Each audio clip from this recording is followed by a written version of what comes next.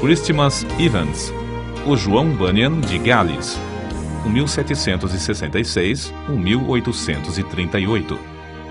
Seus pais deram-lhe o nome de Christmas porque nasceu no dia de Natal, Christmas em inglês, em 1766. O povo deu-lhe a alcunha de pregador caolho, porque era cego de um olho. Alguém assim se referiu a Christmas Evans. Era o mais alto dos homens, de maior força física e o mais corpulento que jamais vi. Tinha um olho só, se há razão para dizer que era olho, pois mais propriamente pode-se dizer que era uma estrela luzente, brilhando como Vênus. Foi chamado também o João Bunyan de Gales, porque era o pregador que, na história desse país, desfrutava mais do poder do Espírito Santo. Em todo lugar onde pregava, havia grande número de conversões. Seu dom de pregar era tão extraordinário que, com toda a facilidade, podia levar um auditório de 15 a 20 mil pessoas, de temperamentos e sentimentos vários, a ouvi-lo com a mais profunda atenção. Nas igrejas, não cabiam as multidões que iam ouvi-lo durante o dia. À noite, sempre pregava ao ar livre, sob o brilho das estrelas. Durante a sua mocidade, viveu entregue à devassidão e à embriaguez. Numa luta, foi gravemente esfaqueado. Outra vez, foi tirado das águas como morto, e ainda doutra vez, caiu de uma árvore sobre uma faca. Nas contendas era sempre o campeão, até que, por fim, numa briga, seus companheiros cegaram-lhe um olho. Deus, contudo, fora misericordioso durante esse período, guardando-o com vida para, mais tarde, fazê-lo útil no seu serviço. Com a idade de 17 anos, experimentou a graça da salvação. Aprendeu a ler e, não muito depois, foi chamado a pregar e separado para o ministério. Seus sermões eram secos e sem fruto até que, um dia, em viagem para Maintward, segurou seu cavalo e entrou na mata, onde derramou a sua alma em oração a Deus. Como Jacó em Peniel, de lá não saiu antes de receber a bênção divina. Depois daquele dia, reconheceu a grande responsabilidade de sua obra. Regozijava-se sempre em espírito de oração e surpreendeu-se grandemente com os frutos gloriosos que Deus começou a conceder-lhe.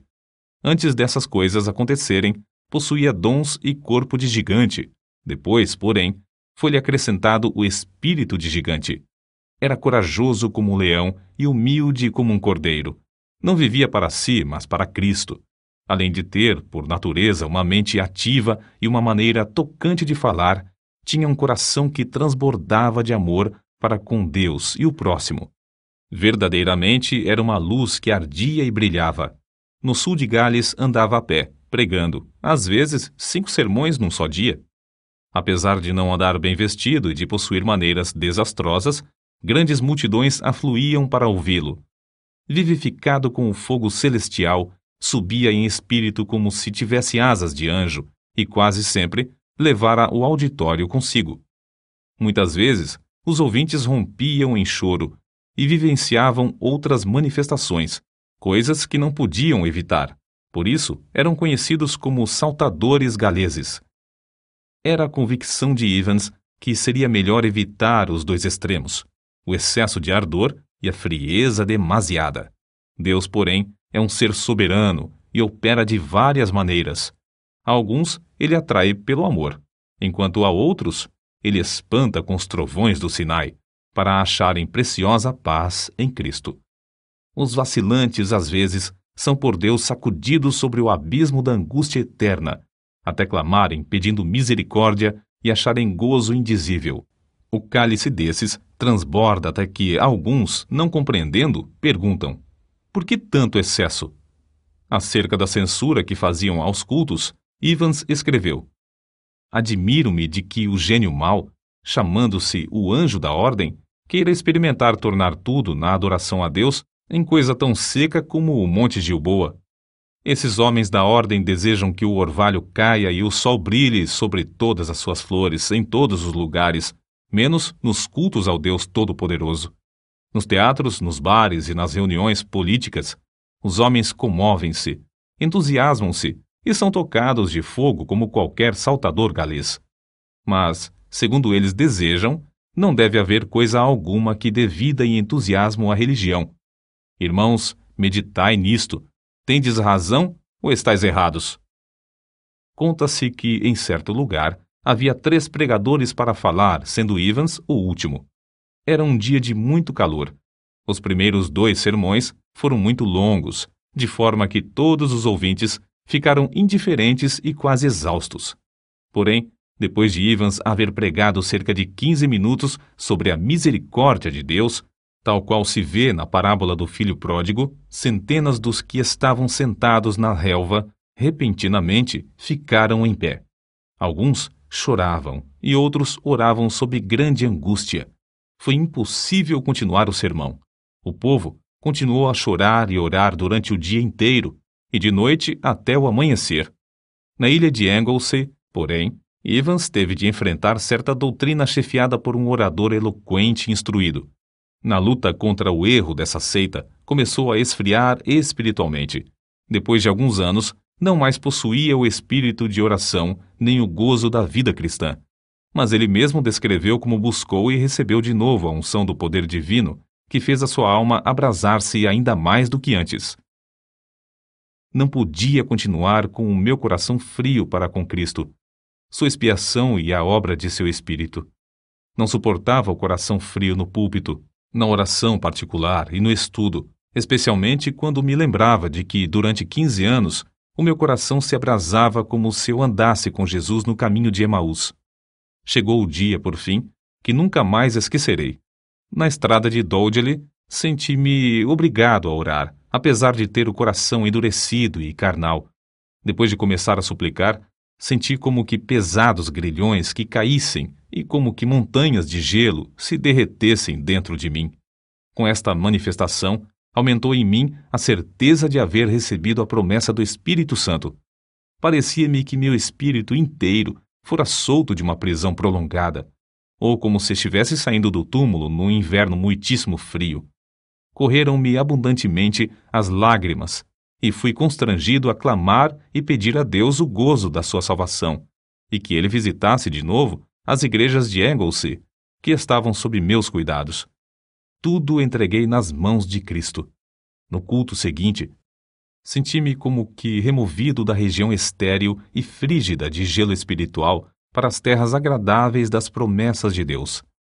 Recomecei, então, os primeiros combates em oração, sentindo um forte anelo pela conversão de pecadores, tal como tinha sentido em Lane. Apoderei-me da promessa de Deus. O resultado foi que vi, ao voltar a casa, o Espírito operar nos irmãos de Anglesey, dando-lhes o espírito de oração com importunação. O grande avivamento vivido pelo pregador contagiou o povo em todos os lugares da ilha de Anglesey e em todo o Principado de Gales. A convicção de pecado, como grandes enchentes, passava sobre os auditórios. O poder do Espírito Santo operava até o povo chorar e dançar de alegria. Um dos que assistiram ao seu famoso sermão sobre o endemoniado gadareno conta que Evans retratou tão fielmente a cena do livramento do pobre endemoniado, a admiração do povo ao vê-lo liberto, o gozo da esposa e dos filhos quando voltou a casa, curado, que o auditório rompeu em grande riso e choro. Alguém assim se expressou. O lugar tornou-se um verdadeiro boquim de choro. Juízes, capítulo 2, versículos 1 ao 5.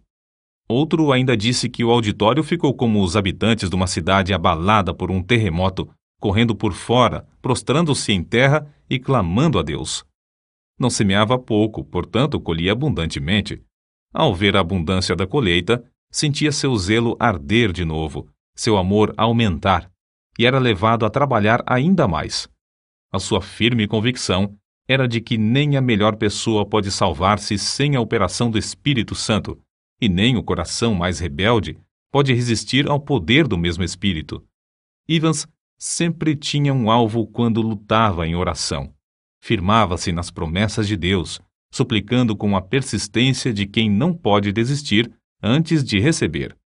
Dizia que a parte mais gloriosa do ministério do pregador era o fato de agradecer a Deus pela operação do Espírito Santo na conversão dos pecadores. Como vigia fiel, não podia pensar em dormir enquanto a cidade se incendiava. Humilhava-se perante Deus, agonizando pela salvação de pecadores, e de boa vontade gastou suas forças físicas e mentais na fala de seu último sermão, sob o poder de Deus, como de costume.